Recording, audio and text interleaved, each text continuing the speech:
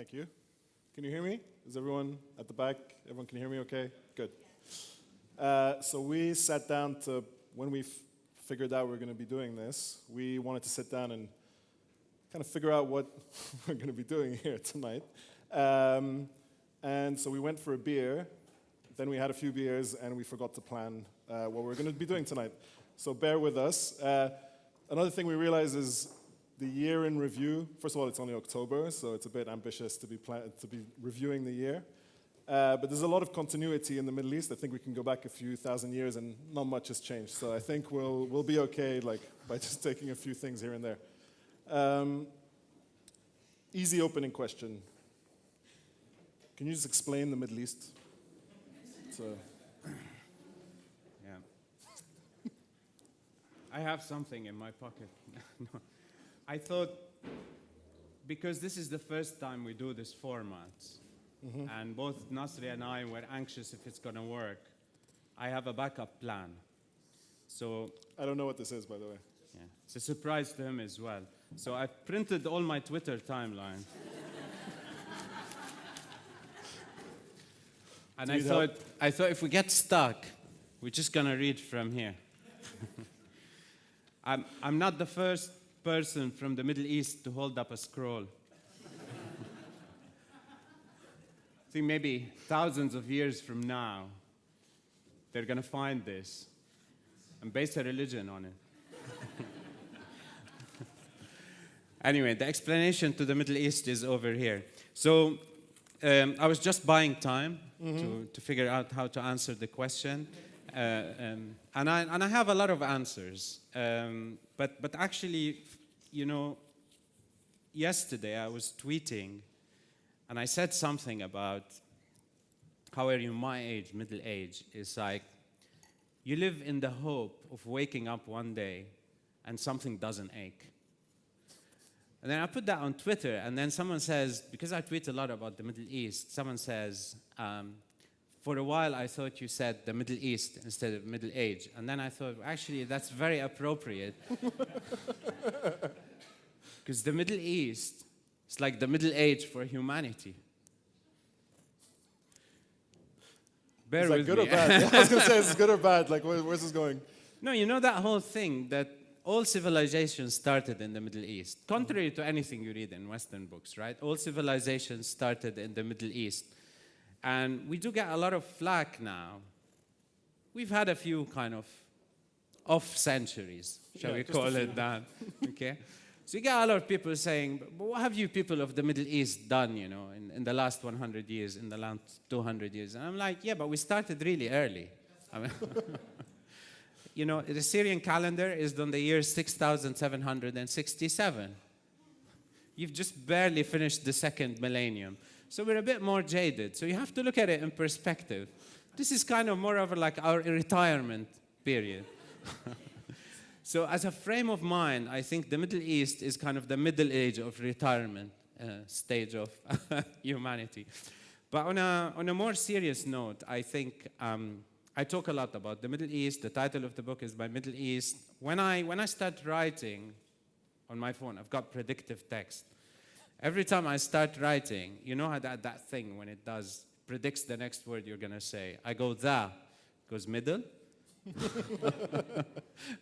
and I hear it in my head, right? It just goes up there and middle. Are you gonna say something about the Middle East? So I talk a lot about the Middle East, but Just too much? Do you spend too much time on Twitter? Do you ever wonder? yeah, I mean, I'm happy. I think we're all happy you spend a lot of time on Twitter. But I've spent enough time to collect the whole book out of the tweets, so that's an indication for you.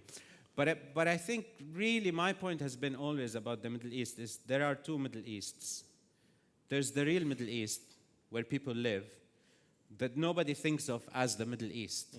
Because if you're Lebanese, you think of Lebanon. Actually, if you're some Zahle like me, you only think of Zahle. You don't even care about the rest of Lebanon, right? I saw you complain that it wasn't in the list of like the 10 most influential cities in the world. Utterly shocking. Utterly shocking. I mean, you have electricity 24 hours a day. That's our claim to fame. It's the only city in the entire Levant with 24-hour electricity. It's the reason for that. And of course, it's the birthplace of great poets and writers, and me. And yeah, it was utterly shocking. So the point is, people don't experience this Middle East as an entity, right? You're Lebanese, you're Syrian, you're Iraqi, or wherever you are. The Middle East that I talk about is a totally mythical construct created by Western pundits. And when I use the Middle East, and it's kind of alluding to that kind of cliche-ridden construct. It's Robert Fisk's Middle East. And Thomas Friedman's. They Friedman's share Middle custody. By the way, for this year, we're including the UK in the Middle East. I think there's enough kind of action here to be including the UK as an honorary member of the Middle East. What do you think would happen to an Extinction Rebellion protest in an Arab capital? I think a lot of you might have encountered on the way here. There's some stuff happening in central London. Yeah. It's a tricky question because the demands of Extinction Rebellion kind of rolling back industrialization, energy production, public transport. That's reality in Lebanon. So the two things can't coexist. Imagine people in Lebanon protesting for less electricity. Imagine people in Lebanon. So are we ahead of the curve? We're totally ahead of the curve. We're totally ahead of the curve. I've been trying to say this to people for a very long time. People think Lebanon is a backward country where things are dysfunctional. In fact, Lebanon is one of the most advanced countries in terms of achieving sustainable development aims. We've long ago cut down our CO2 emissions by hardly having any electricity, right? Waste is not a problem because we've learned to live with it. Right? Our water consumption is among the lowest in the world. Because we don't. It's really non-existent. So and really, our environment minister went to the UN General Assembly. That's what it's called. By train. Did you see that? Yeah, absolutely. From Lebanon. It was truly inspirational. It was truly inspirational, and it's actually the only remaining train line operating in Lebanon. Is the one that runs to New York. We call it the Khalil Gibran Memorial Train Line. Yeah. Elissa said she was going to quit music this year. How do you feel about that? Curveball. By the way, these are in no particular order, so we're gonna. I think they figured that out. Can you give maybe an introduction to who Elissa is? Elissa, so one of the, not the biggest pop star in the Arab world, has decided to quit music because it's. Can we swear? I don't know. I'm not going to swear. Because it's a very bad industry. She doesn't feel it's a good industry. Yeah, I think this is very interesting. So what's been happening, and it's really you can trace it back to the late 80s, early 90s, where what happens in the Arab world, the LBC in particular, Lebanese television station. By the way, let me just ask, how many people are familiar with the region? Good. Right. It helps, That's by the way. It helps for this conversation. How many people are familiar with Elissa? There you go. Wow. I told you. How many people are familiar with what the LBC is? Okay, great. We're on solid ground. So this trend starts, where popular culture kind of explodes, right? And I think what ends up happening is you look back at the 60s, and the Arab world and the Middle East were about great political leaders who had visions and aspirations. And then gradually over that period, what starts to happen is political leaders start to kind of fade. And then singers and pop stars start to rise. And this is an important, I think, geopolitical distinction. Because the main kind of schism in the Levant now and the wider Middle East, I think, is the Haifa Wahbe Elissa axis. Right? And this is kind of your affiliation, your worldview, your expectations about the world are revolving around that. So without exaggerating, I think Elissa quitting the music business is akin to Abdel Nasser stepping down.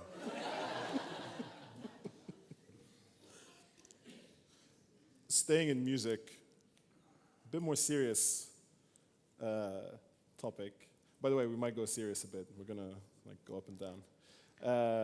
What happened with the Mashrou Leila in Lebanon? So again, a context, very popular Lebanese indie band, have already been banned from Egypt, Jordan, a whole selection of countries, and now their home country, Lebanon, by surprising? By kind of Christian zealots, let's say. Yeah.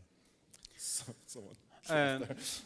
Yeah, this was I think an interesting development that happened this year, and I think there is obviously quite a serious component to do with artistic freedom and cultural freedom in the region that is deteriorating, and that was one of the manifestations of that, and I find it quite interesting because the background to this is a lot of the Christians in Byblos, which is allegedly one of the oldest inhabited cities. If you've ever been there, they'll tell you world. that within the first 5 seconds. Yeah. It's Phoenician Central, so very important for me. They were kind of perceived, the lyrics of the band, 3 years after they were published. And performed. Because it takes a while to digest the lyrics. They were offended, right? And that happens to me all the time. I'm not instantly offended by things. We all sometimes you have to absorb something. 3 years later, you realize that you're offended by it. I mean, just on that, by the way, just the other day, I realized I'm totally offended by Alexander the Great. Right? That's more than a few years. What's that, 2,000 years later? Because when I was a kid and everything, people are like, Alexander the Great, right? And everybody celebrates him. And I'm like, this vandal who destroyed Tyre, the great Phoenician city, after we put up a heroic resistance, should not be called the Great. So I totally got offended by it last Tuesday, effectively. So it happens, right?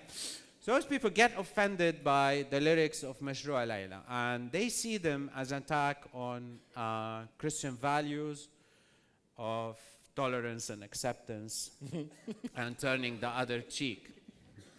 But what I find very interesting is a lot of the people who were protesting this ban and not wanting them to play in the holy Phoenician city of Byblos, a few years earlier, had been kind of showing solidarity with Charlie Hebdo under the banner of protecting freedom of speech and cultural expression. And then when people started asking them, how could you protest Charlie Hebdo, but at the same time not allow these people to practice their art? Their answer was, yes, freedom is sacred, but not if it touches our values. And there is such an interesting contradiction in there. And there's layers to this. And I think on a serious note, indicative of a kind of transformation in the Middle East where it's kind of oversensitivity and tendency for different groups to clash on artistic forms of expressions that they don't approve of. It was kind of, for a long period of time, it was assumed that that's kind of a manifestation of an Islamist tendency. But I think it's pretty much, you can see now that it's across the board. So maybe, actually, it was a good thing that in the spirit, because in Lebanon we always have to do things, reciprocal between Christians and Muslims, that and Christians are capable of these manifestations as much as Muslims are. So I think it's great. You brought up Charlie Hebdo, and I wanted to ask you, I just have a point here. That is Gilets jaunes. It's a good link. It's a good link. So you segue. Yeah, remember, this is the year in review, and I think one of the biggest things that happened this year is the Gilets jaunes demonstrations. And I was struck. I mean, it's quite a complex issue, and I don't think it deserved it kind of received the media attention that it received. But I was quite struck by the level of repression and police brutality in France, which wasn't really covered fairly, and particularly I didn't see any statements, say, from the UK Home Office or the American State Department saying Macron has lost all legitimacy and he needs to step down. All the kind of tropes. I mean, if you imagine if that same thing had happened in an Arab country and the police had responded in the same way, you would have had like a NATO intervention very quickly. So I think it was very interesting context to observe that in the context of how we report and react to things in the Middle East. I mean, two other of the biggest kind of moments of the year. Again, it feels very premature to talk about this in October. Like, so much can happen by December. But Algeria, Bouteflika. Yeah,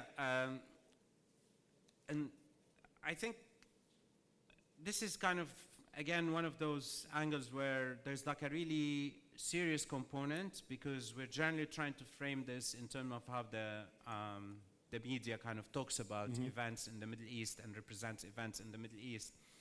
And I think we're going to come on later to Sudan, where there are significant kind of popular protests calling for change.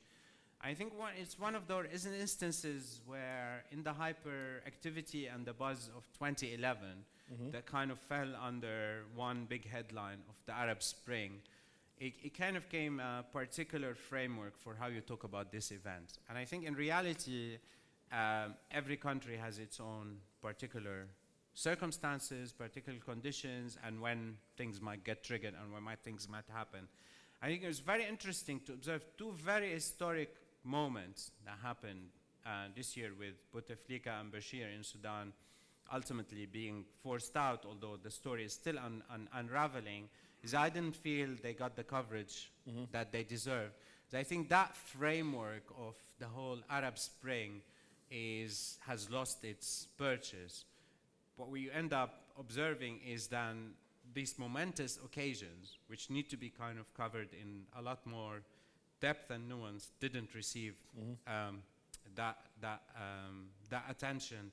And I find it's kind of quite indicative of a whole way of talking about and reporting events in the Middle East and North Africa. Of course, the case of Algeria is very interesting because Bouteflika was the president who was not there. And, you know, it was like asking for someone to step down who was there, you know, merely as a specter, so to speak. So it's kind of added to the surrealism of the whole situation. So this is the year ISIS was defeated, question mark, because, I don't know, so the conversation is changing now. Yeah. Yeah, again, I think when we were discussing this, I wanted to talk about this because I think what ISIS represented and the impact that it had on the region was quite phenomenal. And this is not, so to speak, about kind of a sense of victory, because it was a very bitter victory, but ultimately there was a sense of defeat, a sense of containment of something that was an existential threat to whole groups in the Middle East and to kind of the very fabric of existence in the region. But again, it was one of those it was almost passing, right? We didn't get any extended coverage of it. And you look at it in any other context, something like that is... Vice News was very excited by it. Vice News spent a lot of time embedded. Yeah, no, that's true. And actually, some of the reporters are quite good in terms of covering that. But I think in terms of the historic significance of what happened, but also in terms of understanding its aftermath and the consequences. I mean, you can argue that Trump's decision to withdraw the American troops from Syria, whether you agree with it or not, and the prospect of flaring up of ISIS again needs to be understood in the context of how they were defeated and who are the forces that defeated them. And I think it's one of those other examples where you get there's very little sustained deep coverage that explains the context, and it just kind of always spreads into this spectacular stories that are there for a couple of days, and then we lose the thread again. And I feel this is a kind of quite a continuing trend generally in Western or international coverage of the Middle East. And I mean, because when we were trying to come up with what we're going to discuss today, we didn't realize, we know it's a troubled region, and we found it hard to actually find things to make light of. And I know, yeah, Karl actually has a job, by the way. He's a very accomplished architect. I don't know how many people actually know this. So you have a full-time job that I think occupies a lot of your time. And I think a lot of us just picture you sitting at your laptop trying to come up with jokes to like lighten the tone for us about the Middle East. And do you feel that it's ever like extremely hard to just do that, to say something that's funny? I've never used the laptop in my life. Okay, so my whole image of you has changed. No, it's actually quite funny. I used to do all my blogs when I had a blog, and this is in the old days. I used to write my whole blog in I took it out the other day on a very tiny BlackBerry that was this big. I don't know how we function on these things. It was like archaeology. I held it up, and I used to. So I'm like, I have two modes. I have desktop and BlackBerry. Okay. I have nothing in the middle. I've never used the laptop. No, but I think people ask me, why do you do this? You've got your job, and it's quite, intense. There's lots of pressure in there. This is how I chill. This is how I relax. I relax by reading and writing about Middle Eastern politics. It's quite soothing. Yeah. On that subject, my notes here, again, our notes are very extensive, says something Netanyahu.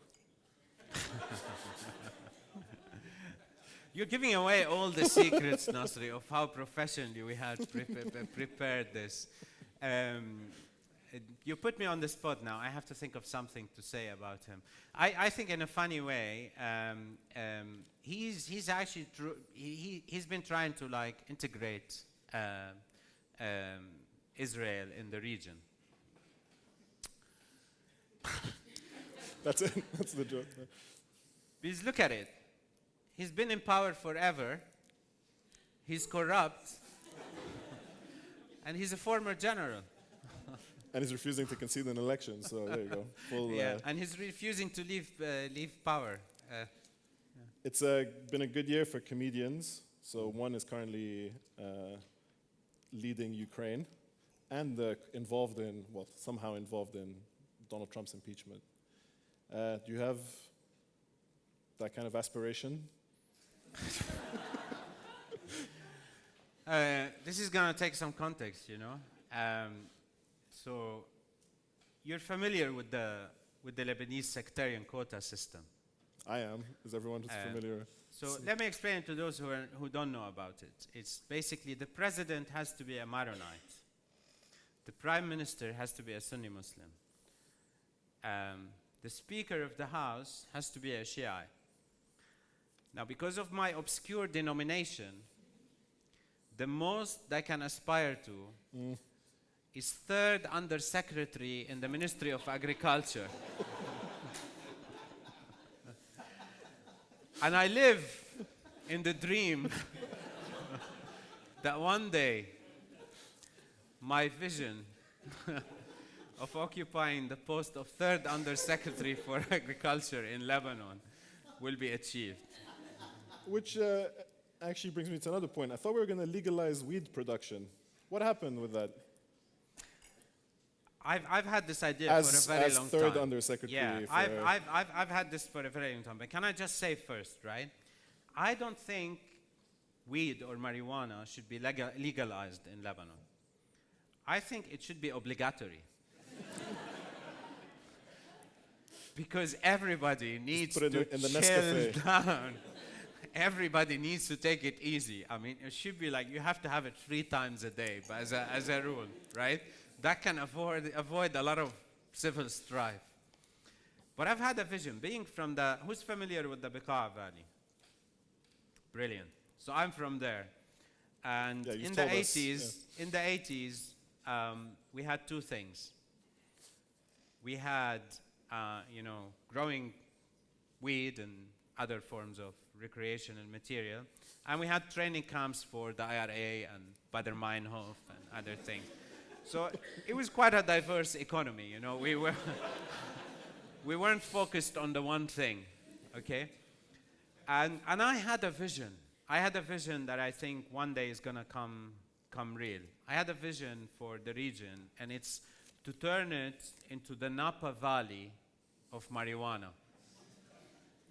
And that's basically, you can come over there, you don't just kind of go like Amsterdam, you go to cafe or smoke it or something.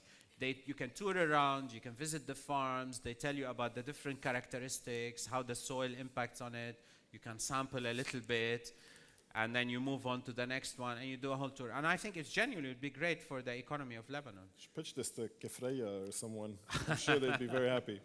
Which also I saw CBD hummus yesterday. Which, I mean, we've seen a lot of like avocado hummus. I'm not even sure what's hummus anymore. Yeah.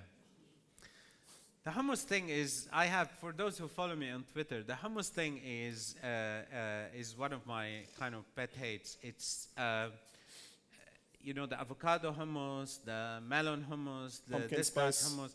And I think, I have a theory about it. I think there are stages of Western civilization.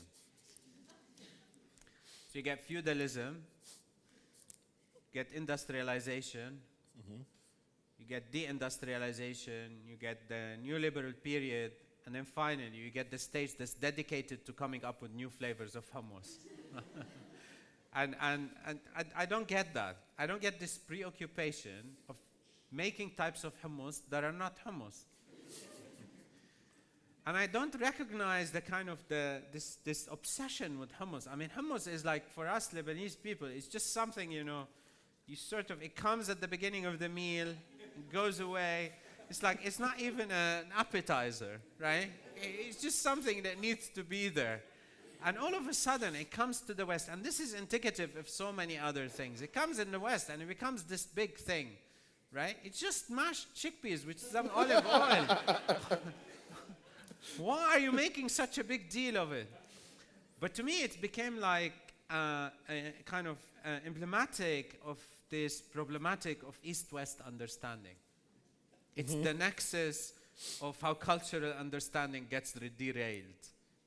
That hummus gets elevated. So we must be at a West. low. If we're at CBD hummus, I think we're at a low in terms of civilizations.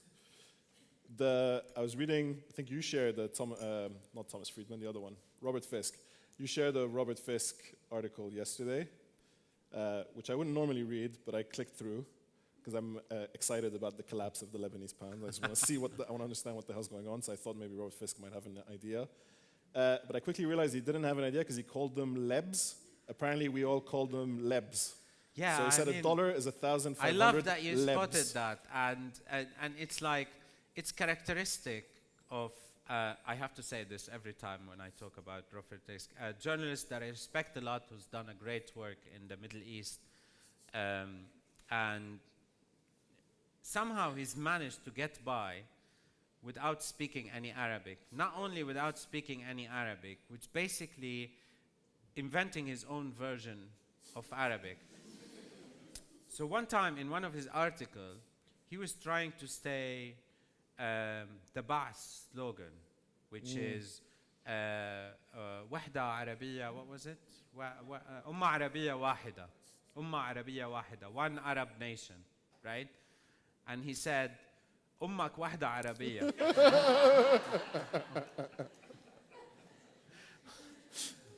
Which is, your mother is a car.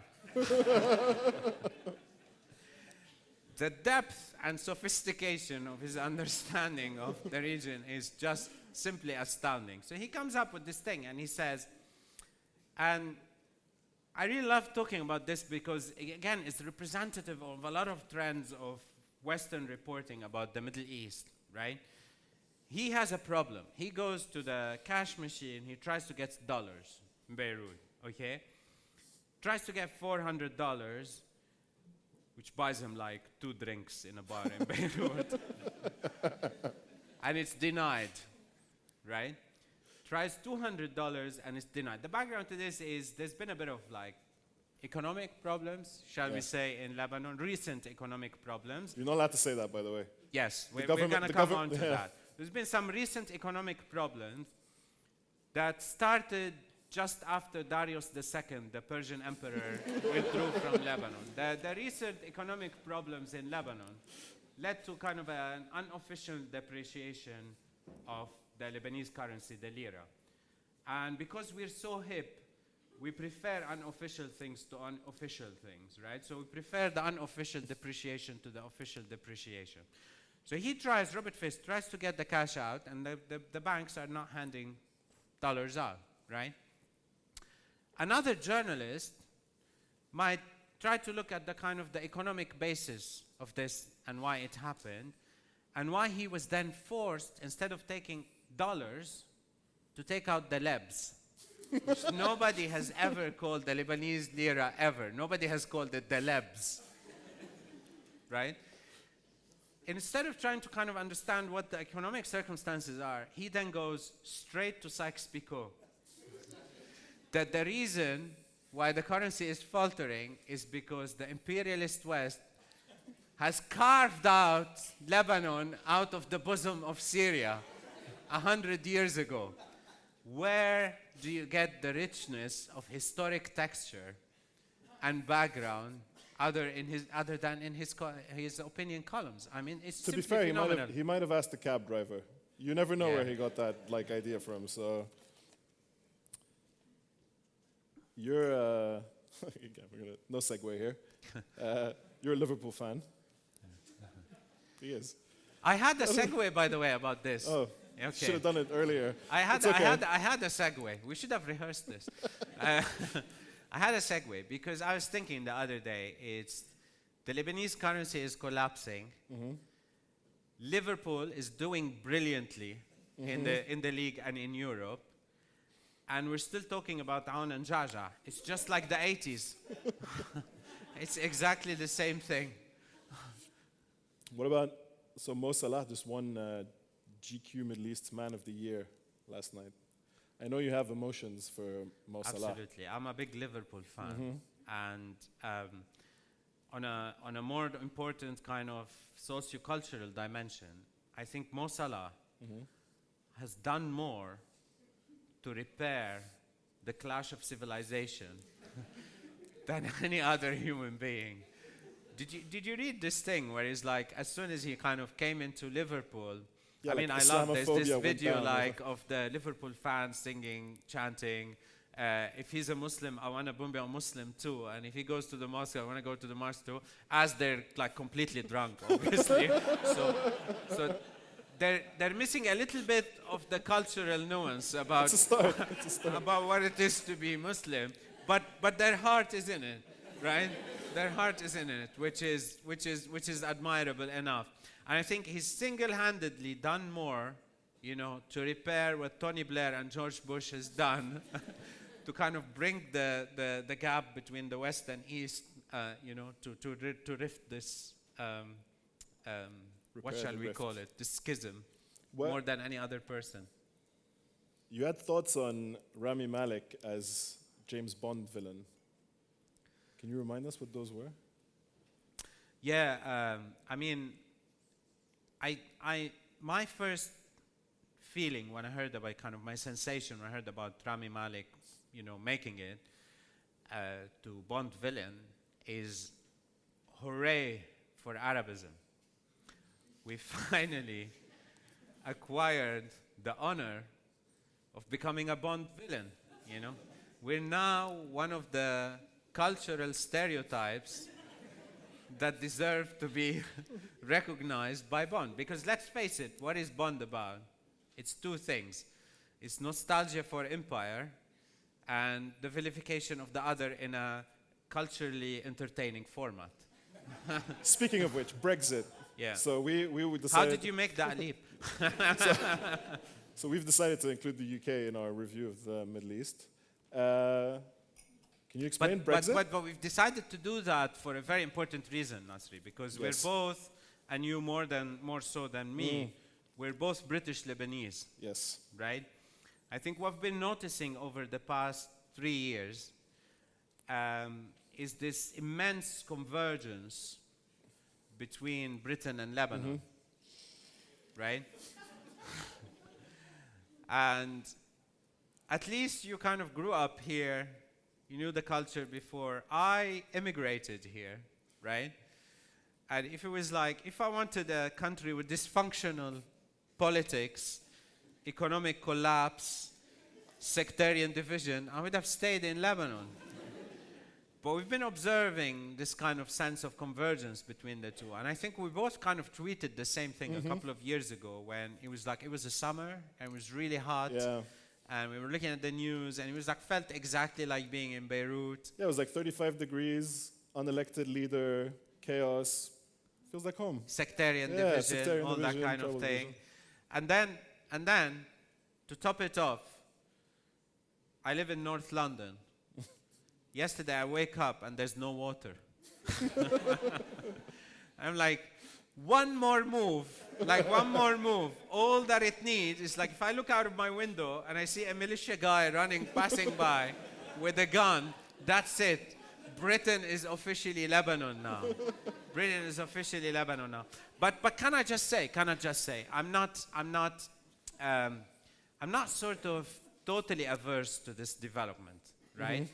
Because I think what the aftermath of Brexit has done is it's completely gotten rid of, the stiff upper lip, British, with the kind of all of British reserve, and replaced it with a very sexy Mediterranean hysteria. It's absolutely fantastic. It's almost like someone has flicked the switch. Before that, it's like, you can't have a conversation with Brits because they're just so reserved. And they're like, we have to do that. That's me doing a British accent. We have to do that How long did you say reserve you've been thing. here? Yeah, we have to do that reserve thing. And then all of a sudden, everybody's just shrieking. Like everybody's like, nobody stands anybody. I mean, I had a friend the other day. He's just like, he goes on the tube, all right? And then he's thinking, I know that 50% of the people on this didn't vote like I did in the referendum. Who are they? So he starts looking at everybody suspiciously. And I start getting flashbacks, right? Like in Beirut, okay? When you get on a bus, when you get on a hypothetical bus or train in Beirut, when you get on the hypothetical public transport in Beirut, and then you look at the other passengers and you're like, are they Muslims? Are they Christians? Do they vote for Jaja? Do they vote for On? I started finding that all this like Lebanese neurosis and kind of this sheer hysteria and the violent arguments, come on, it is definitely an improvement. I'm all for it. I'm absolutely all for it. So this has been like quite a journey for us observing this convergence, the Lebanese-British convergence. The other thing I feel quite comfortable with is the stockpiling, because I've seen stockpiling. I know you tweeted out a thread of stockpiling tips. Yeah, I love that. I started having flashbacks of that because I grew in the civil war in Lebanon. I should milk that more for attention. It was very hard. It was very hard. So I grew up in the civil war, obviously, and I started getting traumatic flashbacks when people start talking about stockpiling. Okay. But then I started comparing my experience in stockpiling with the admittedly British middle-class circles that I move in, their experience of stockpiling. So for us, it was basically processed cheese, spam meat, anything that lasts Smiths. I don't know if you're familiar with this cheese, candles. And then I start talking to my British friends, and then their concerns are slightly different. It's basically there's a whole range of organic products that you have to stockpile, apparently. I mean, it's just kind of highlighted another one of these really interesting cultural differences between our experiences in terms of what do you actually stockpile. Someone tweeted an article today from Tatler where they're giving tips on stockpiling Veuve Clicquot champagne and La Durée macarons. So yeah, there you go. There you go. Life is about to get tough. But again, Brexit. But there was a nice actual convergence of Brexit and our lives, which is a visiting delegation of Lebanese parliamentarians who showed up. And I mean, this is literally the best moment of my life. It's the moment that I've been waiting for since I moved over here, when John Bercow, the MPs are being particularly rowdy and loud. He turns to them and say, "You're embarrassing us in front of a visiting delegation of Lebanese parliamentarians." I mean, it was just absolutely fantastic. As an Occidentalist, that was the culmination of my career. I could have hung my boots about that after that. But obviously, let's not get carried away, because I remember this story about the Lebanese cabinet, which in the 80s, they used to meet like every year in between sessions of fighting. Jumblat, Jaja, and they would meet like in Geneva or Lausanne for a peace conference. I think it was just them taking a holiday from the war. They pretended that it was like a peace conference. It was just taking a holiday from the war. But remember, apparently, when they used to meet, they used to kind of joke with each other, like, you tried to assassinate me. and they would have a laugh about it. So I think Britain is a bit off. But by the way, I want to do like a little bit of an offshoot on that, because I want to share kind of my experience from the Lebanese civil war. This is a serious point, kind of towards contributing towards world peace, because we have such an experience in that. Right? It's throughout the war, right? The Lebanese leaders used to meet, like, as I said, Switzerland, France, in all these like really nice places, and they couldn't manage to like do a peace deal. Right? Every time they'd be there for a couple of weeks, 3 weeks, they'd be arguing all the time. The peace deal wouldn't happen. They'd come back. Finally, they took them to Saudi Arabia. We had this deal in 2 days. It's basically, don't take them to nice places where they want to hang out. It's basically, the solution is taking them where they want to get the hell out of there. And they managed to do it in 2 days.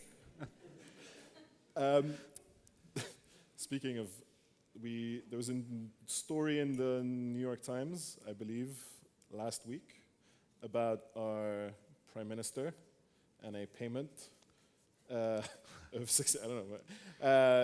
I don't know. I go to Lebanon a lot, so I have to like just weave my way through this. But he paid $16 million to a South African bikini model. Yeah. We're not entirely sure, and the only reason we know this is because the South African government didn't believe it was a gift. So that's how it became and they launched an news. investigation into it. Yeah. I think a lot of people didn't understand the story, because the background to this is that Hariri has been criticized for a very long time by people in Lebanon because he doesn't do enough for the south, and that is the south of Lebanon. He didn't get it. And he made the donation to the wrong south. He made the donation to South Africa.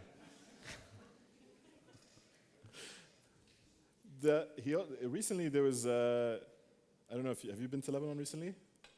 You haven't. Well, define recently. As a Phoenician, my perception of time is... It's like talking to Nicolas Taleb, Yeah. Isn't he? He's one of your Yeah, favorite guys, no? we're so similar. I've seen you guys have a few Twitter Yeah. debates. He's my favorite nemesis. Really? Yeah. He's your, are you officially mutual nemesi? Is that, Yeah. is that Yeah. We're thinking of formalizing it. nice? Yeah. We're just going through the gift list at the moment. There is what you what you register for. Yeah. I wanted to. One of your favorites is Justin Trudeau. Yeah, I have to Not say, favorite, like- I know where you're going. This. You know where I'm going, I sussed this guy before anyone else. right? Right? Because like everybody, when he came in, and I was like, oh my God, he's another, Blair, in that he's very kind of clever at playing the media game and kind of doing the presentation and doing all the liberal soundbite. But I was very suspicious of his slickness. Primarily because I'm so rough and not slick. I mean, it's a form of jealousy. But I'm very suspicious of the man. So it came as a total shock to me that the man, when he went to India and he dressed in traditional Indian clothes, and he went in Japan and dressed in traditional Japanese clothes, when he went to Saudi Arabia and he dressed in traditional Saudi clothes, and so on and so on, it came as a total shock to me that that guy might have been one day into blackface. I mean, there were no indications whatsoever. But Who knew?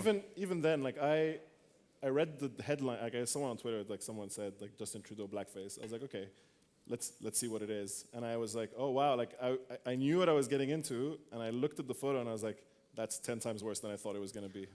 Yeah, no, I know, but It it's was like actually quite Olympic level. yeah, it's a total other level, but it's actually in a very weird way. It's kind of like says something about this moment that we live in. That he's kind of somewhat racist because in his youth he did blackface, whereas another world leader we shall not name is so racist that he wouldn't be caught dead in blackface. So Wait, which one? There's a lot to pick from. Like I don't know. Like, do you want to do it's a scale. I'm not going to influence any elections. I was gonna say, do you want to do a Trump? I mean, that's. Can I Trump just prediction? say? Can Do you I have just dirt on say? Joe Biden? Can I just say on election influencing, right? Okay. And this is just absolutely fantastic. What I love about these last 3 years, okay,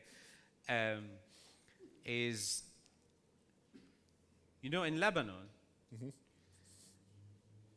Even like the kind of the tiniest public office, for years now, would have to be screened by all, let's call them stakeholders, right? So America, France, Syria for periods, Saudi Arabia, and the US in particular has a history of a particularly kind of intensive election enhancement program in Lebanon. And other countries in the That's world. a good euphemism. Yeah. So I love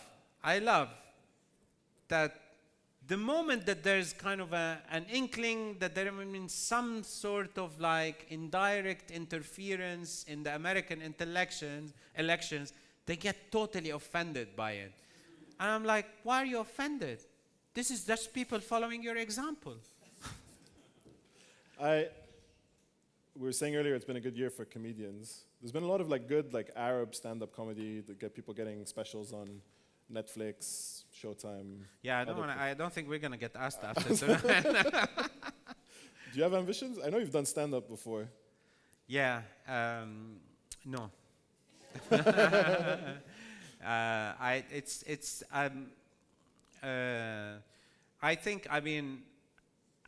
think it's actually fantastic. We're getting that's like the one topic that we talk about seriously is comedy. I think the Arab comedy scene is really like kicking off big time, and you're getting some really good acts out there, and they're getting a bigger presence. And I think I should say the Middle Eastern in general, not just the Arab, and it's actually quite a healthy development in the region. And I'm, I don't think of myself as a professional. I'm just an amateur, as you might have noticed tonight. So yeah, it's not for me. I'm happy to kind of watch it, but it's not my thing. I'd rather be an amateur. But so on your other kind of career, which is architecture, you've talked about a kind of idealized project that's the 1,000-mile city. Yeah. I don't know, has anyone heard about this? No, good. Well, good, I don't know if it's good. Can you tell us about the 1,000-mile city? I forced him to ask this question because I want to talk about the other side. It's an idea that started with an observation, right? Like, I remember when I was a child, the 3rd century AD, no. Like on a whim, we would get in a car, because I'm half Lebanese, half Iraqi, which I think makes me Syrian.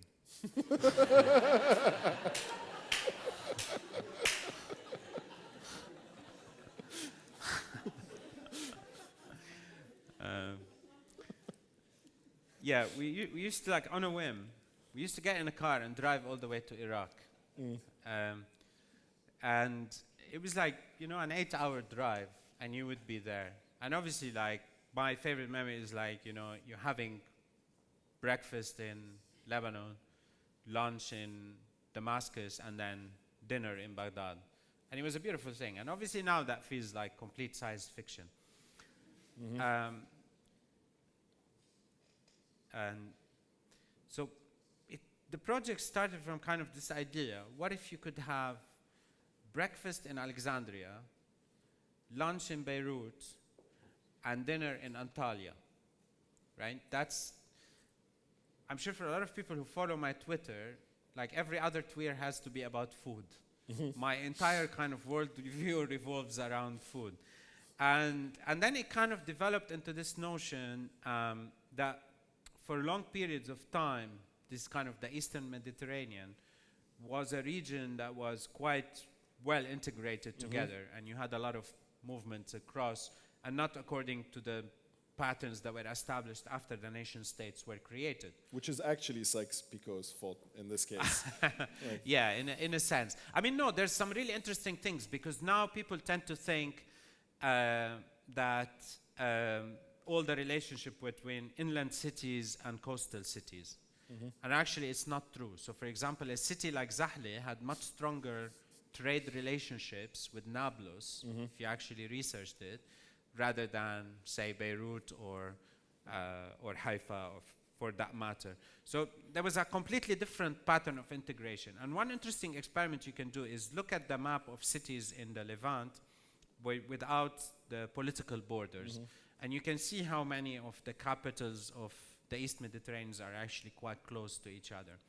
So then I came up with, like, what is admittedly quite an ambitious idea, and there's one major obstacle in the middle of it that I don't know what we do about, which is to develop this 1,000-mile city across the Eastern Mediterranean, across the coast. So it becomes like an integrated zone for economic development, but where people would be able to move. So it starts from Egypt, ends all the way in Turkey, and runs in everything in between. I mean, might have to detour into Jordan and come back. And then I thought, you know, you could start by putting in like a fast trail link, and then build kind of a new form of urbanism around it that would be quite integrated. So it's something that's actually, like, I think about a lot, and I think we need to kind of recover a way of finding these connections, transnational connections within the region, because not kind of any pan-Arabist notion or anything like that. It's more akin to some of the kind of policies in the EU where you would encourage trade, you would encourage the movement of people for the betterment of everyone. But I think it needs like some kind of big kick, big idea to trigger it, and hence this provocative title of the 1,000-mile city. And I genuinely think it could transform the whole region. So I wanted to kind of end on that positive note. We have time for questions ahead of, then Karl's going to be signing books. So do we have any questions? By the way, no, none of those, this is more of a comment than a question. That was like pet peeve of both of us, I think.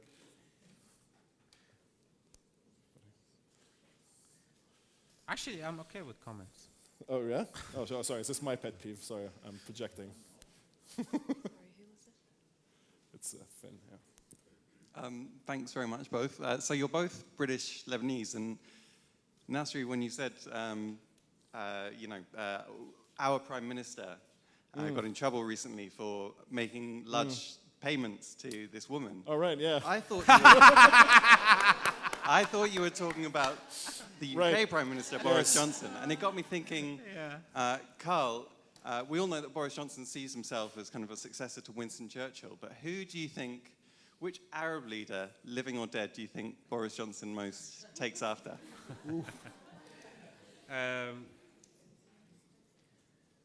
Living or dead, there's only one who's living or dead. That's Bouteflika.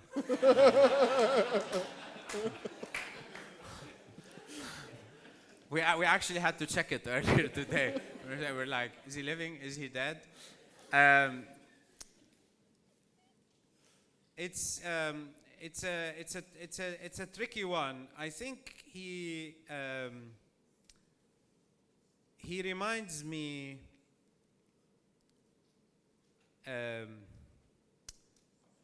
This is gonna sound wrong. He reminds me of Gaddafi.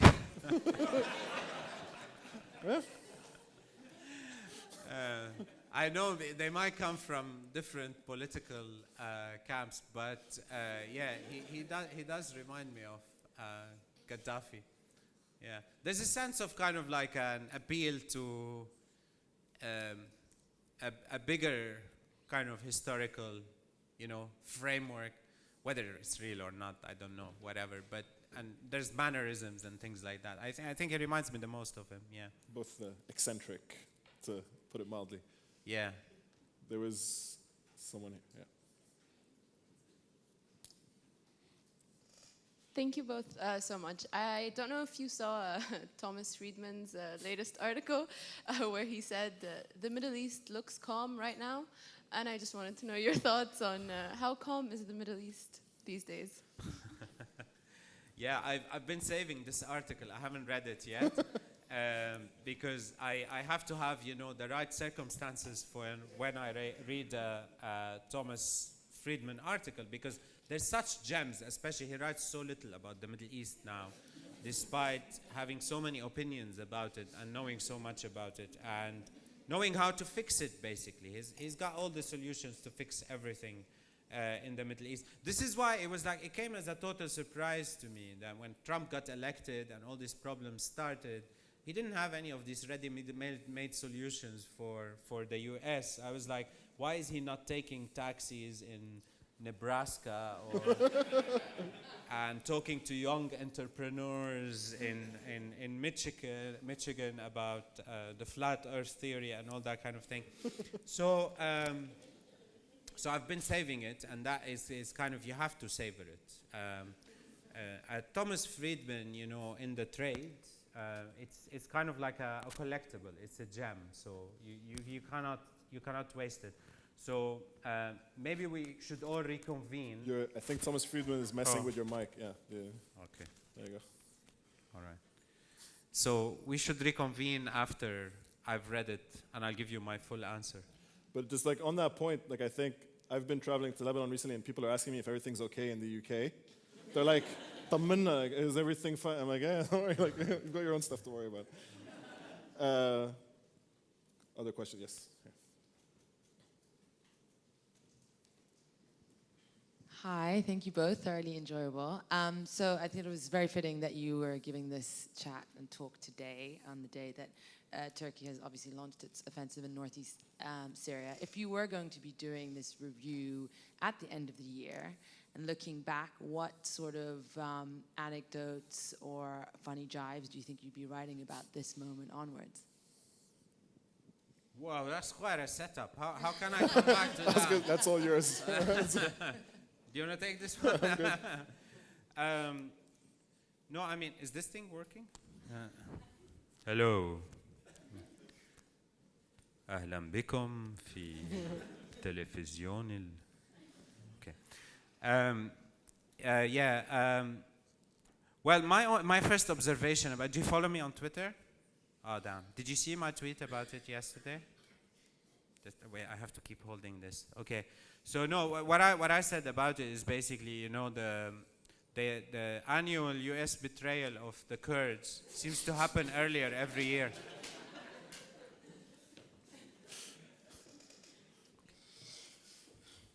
Sorry, I broke your mic. Sorry, I broke your mic.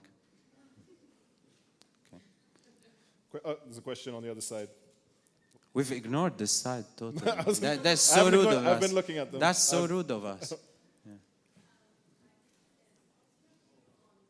I think your mic is not working. Do you want mine? Wait, I'll give you mine. Hello. Wait. Yeah, okay. So my question is, what's your view on the Lebanese lawyers trying to sue the New Yorker on the economic article on Lebanon? Do you know about this? Everyone Yeah. I thought you were going to talk about this. You told me to wait. I don't know. I think we're trying not to get in trouble. No, but yeah. Okay, so this is again, and back at the topic of the depreciation of the lira. The Economist wrote an article, you know, basically saying what's happening, which is the local currency is depreciating.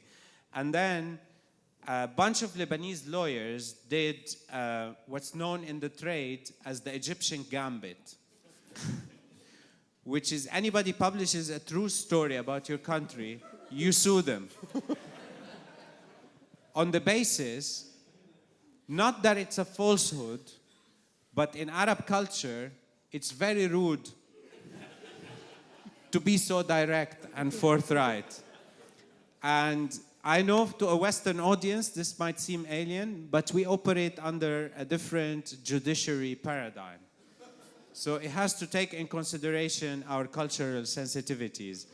And I think it's quite rude of The Economist to be so blatantly honest about the situation of the Lebanese lira. And I support the heroic efforts of those lawyers.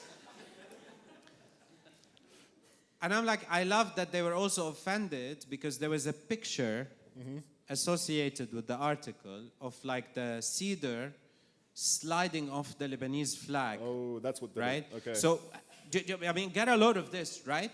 These are the people that have been cutting down cedars and selling them since the days of Solomon, as recorded in the Bible. They're offended that someone would imply that they're doing something to the cedar. I mean, it's just brilliant. Anyone else in there? I can't see everyone. Oh, there is a hand up in there. Hi. What is your view on the sort of rise of pretty much racist tendencies on Lebanese TV in its depiction of Syrian refugees and Palestinians, etc.? Did you all hear that? I think we're living in a moment where, and this is really across the world, and I'm kind of, there's a conflation of a certain resurgence of nationalism, and at the same time accompanied by a kind of a heavy dose of bigotry. And you see it in America, you see it in Britain, you see it in Italy, and you definitely see it in Lebanon. And what's particularly difficult in the case of Lebanon is, for a very long time, because of the fragmentation and the sectarianism and the division, you wanted to have some sense of collectivity. You wanted to have some sense of national identity that's kind of bigger than those fragmented belongings.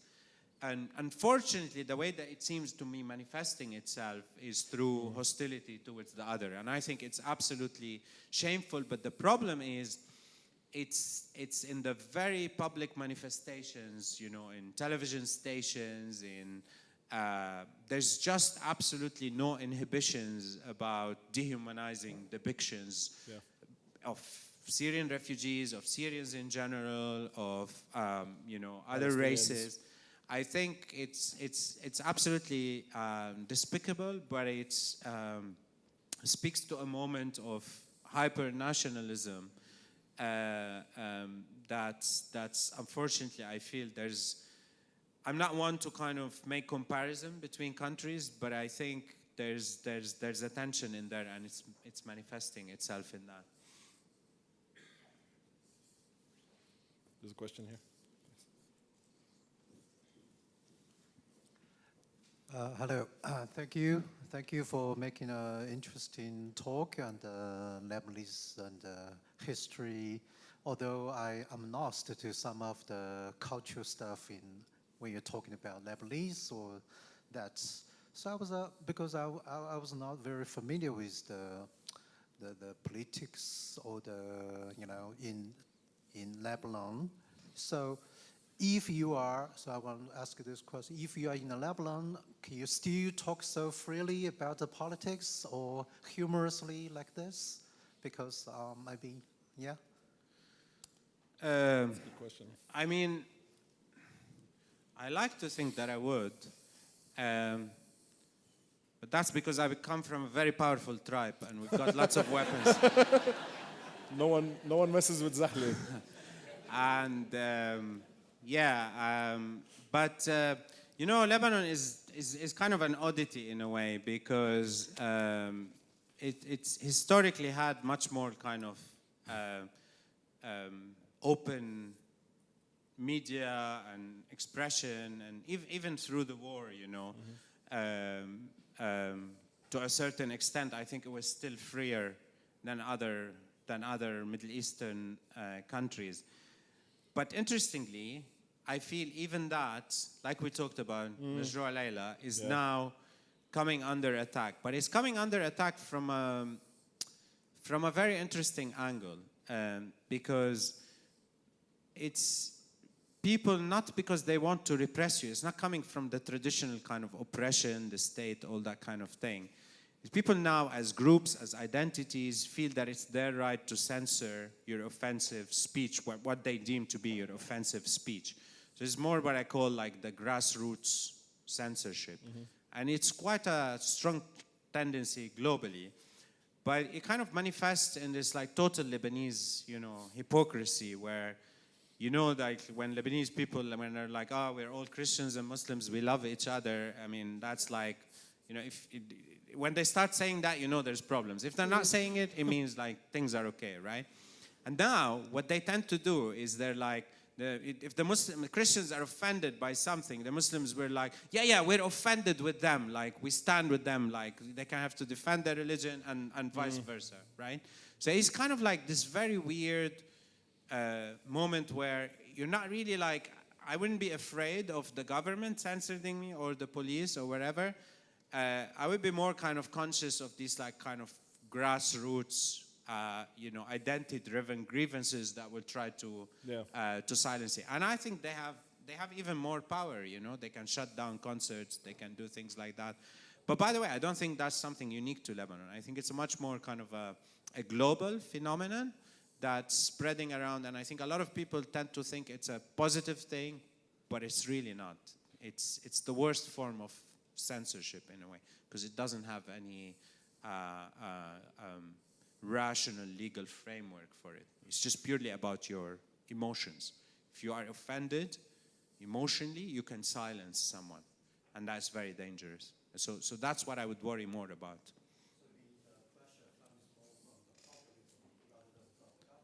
Absolutely. No, absolutely. I mean, at the height of ISIS, I was satirizing them all the time. I was mocking them, albeit from London. There were people doing that from Beirut. And, it wasn't, even with those kind of fanatics, it wasn't really an issue. But for people now to kind of like feel they have to self-censor because some crazy guy on Facebook decides to start a campaign, I think this is seriously seriously dangerous. Yeah.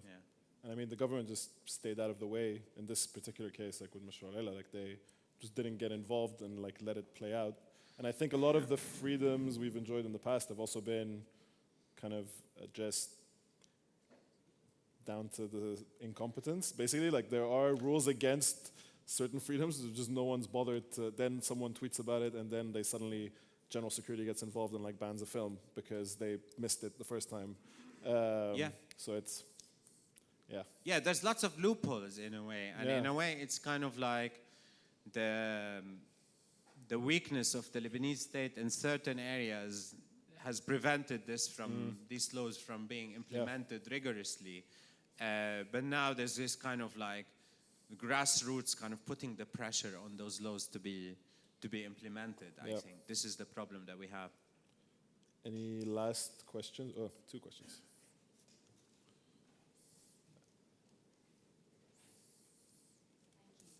This is a question to appeal to your architect's side. Every time I go back to Beirut, I see more and more homes in Hamra and Jumeirah that are being left, the beautiful old villas that are being left essentially to rot. And then they're flattened and new kinds of buildings are built in their place. And a lot of them are big, new high-rises. Does that break your heart? Or do you think it's a new kind of Lebanese architectural style? And I say that with my tongue in cheek. So have you designed any of them? No. But if anyone wants to commission me. So I have to say, on that side, I'm not a sentimentalist. The problem, I think, it's more who they are being built for. And we have a totally dysfunctional housing model in that, young people can't afford to live in Beirut. You can't find a place. But on the other hand, Beirut is geographically restricted. And there's no place for it to grow. So that's why my proposal was to kind of reclaim more land from the sea and then start an urban model where what you really miss in Beirut is proper open space. So you could do a whole model around denser developments with open parks and things like that, and that you can get quite enough of a momentum to create a critical mass, that would accommodate a lot of people. So the first assumption is that there is a serious problem in a city that's completely physically restricted, and those buildings, the one-offs, they don't necessarily need to be preserved, in my opinion. And I'm one of very few people that would say that, because I think the entire Lebanese cultural elite is very adept at moaning and not providing solutions, right? Even when they talk about the lack of infrastructure, they would be the first ones to oppose any serious work of infrastructure. So they talk about lack of water. If there's a dam project, they'd be the first ones who protest against it. They talk about electricity. If there's a hydraulic project, they'd be the first ones to protest against it. And ultimately, something's got to give. It's a small country, and we still have to develop it.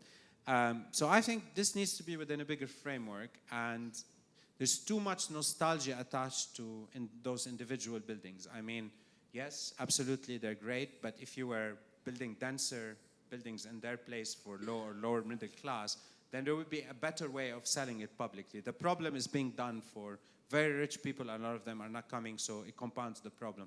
And definitely at that level, I'm against it, and I think it needs to be resolved.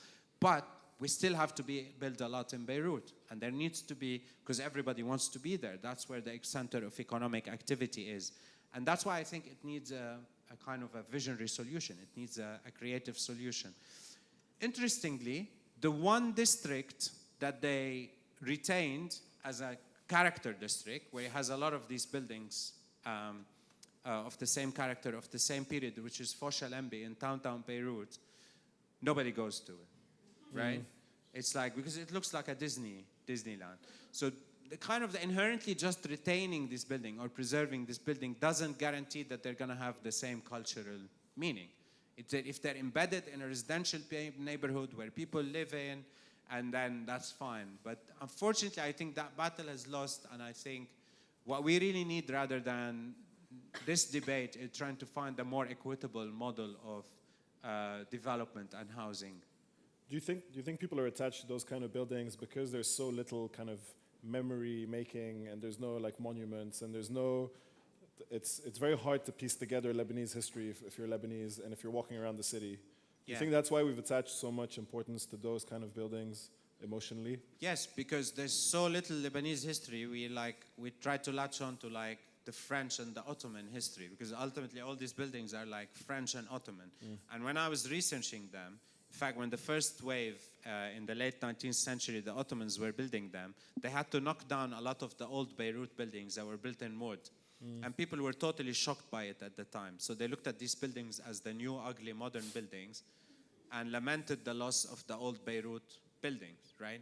But this is the cycle of city development, right? And I feel it's just, again, because of our failure as a cultural elite to establish a deeper sense of meaning about what our national identity is, that we tend to fetishize these small kind of trinkets or like objects that represent that, right? So we're like, oh, that is our heritage. No, it's not. That is not our heritage. It's part of a much wider array, but also it's within our capacity to produce something meaningful today that will give us a sense of cultural meaning. But yet, the Lebanese cultural elite is totally averse to that. They want to live in a kind of a moment of the past. They have no ability to envision any way of moving forward. This is way derailed, way beyond. You actually are an architect. Yeah. There's a question here at the front.